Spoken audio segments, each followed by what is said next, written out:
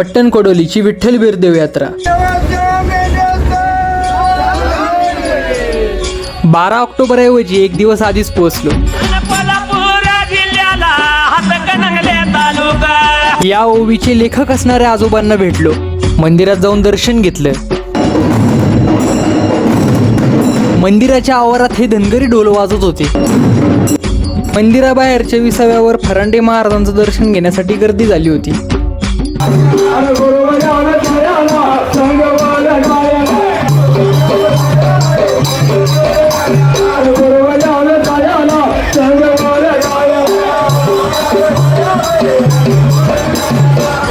आदल्या दिवशीच इतका भारी माहोल पाहिल्यामुळे उद्याची उत्सुकता लागली होती.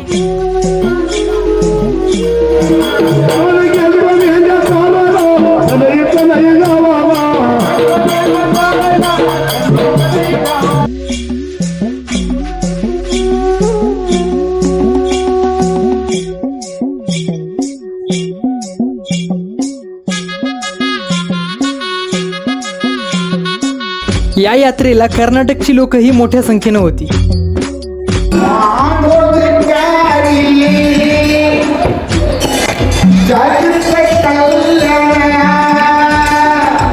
होय, कन्नड भाषा होती ही.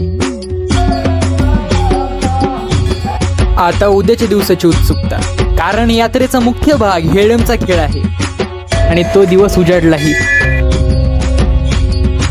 सकाळच्या आरतीने मूड एकदम भारी करून टाकला.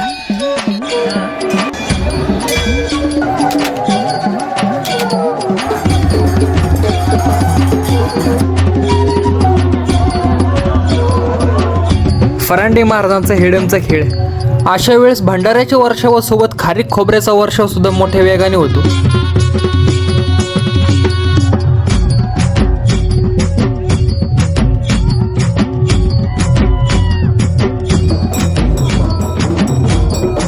यानंतर मंदिरामध्ये भाकणूक होणार होती. वीर यात्रेच्या दुसऱ्या भागामध्ये सांगितल्याप्रमाणे भाकणूक म्हणजे भविष्यवाणी. पीक पाणी, शेती आणि हवामानाबद्दलच्या भविष्यातल्या गोष्टी फरांडे महाराज सांगतात.